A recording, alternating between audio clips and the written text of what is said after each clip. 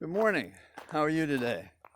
Well, I'm out a little earlier than usual because I'm going to DC and I have errands to run, and we filed our brief last week in Montana, and now that it's been approved, I have to send additional copies, so when the court does finally get to the case, there's an extra copy of the brief that's accessible to them for each of the judges that'll consider it. But that part's down the road, but my part in getting them a brief is in the next few days. What lawyers do.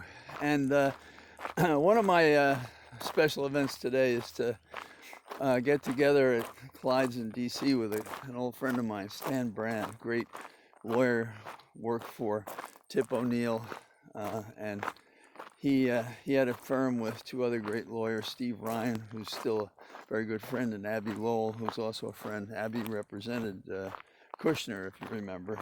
And Steve, he represented Michael Cohen until he didn't. So that'll be fun. There's some good news today, in my opinion. We have a situation in which Weisselberg is now, as a result of being prosecuted in the New York County DA's office for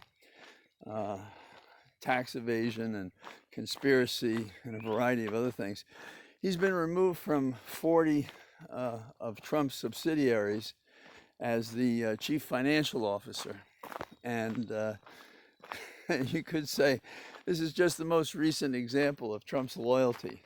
And some will say they do this all the time, but you know, this is a closely held corporation, despite what they claim are the fortune that runs the Trump organization. So what are they, 7 or 8 people who really run the place? So I think it's a big deal, and it's a good indication, because we're concerned about the reckoning that I think the public wants strongly. And I think this is helpful to see that there is some pain connected to just this tax evasion charge. So I think that's a good step today. Another one that I think you probably share is Sidney Powell appeared before, I think it's Judge Parker in Michigan yesterday. And I didn't get to see the hearing, although some say it was great fun to watch, because they were pummeling the notion that these guys were telling the truth when they were coming forward with, quote, facts and evidence to justify overturning an election, claiming fraud in the election when the fraud was what they were doing themselves.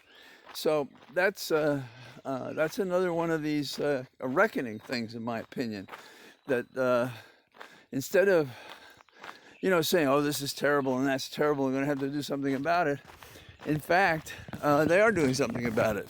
At least the court is. And this is a distressing thing, because where are our Democratic leaders? Well, I'll tell you where a bunch of them are.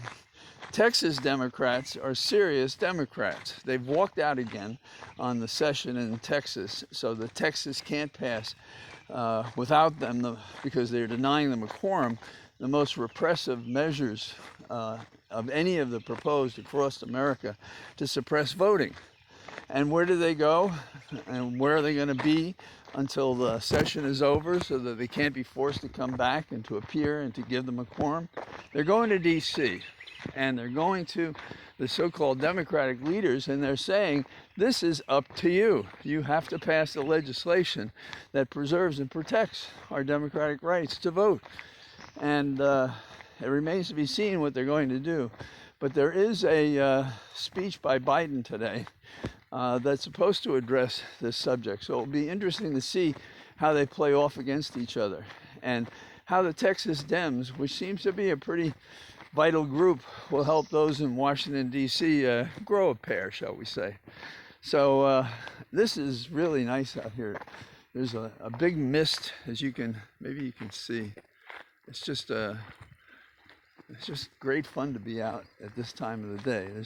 There's normally not anybody here, but there is absolutely not anybody here now. You didn't see any cars pass. There are no phone messages, no phone calls. So I start my excursion when I finish this walk, 4 to 5 miles, depending on my energy and the temperature. And I'll see you guys tomorrow. So take care. Bye-bye.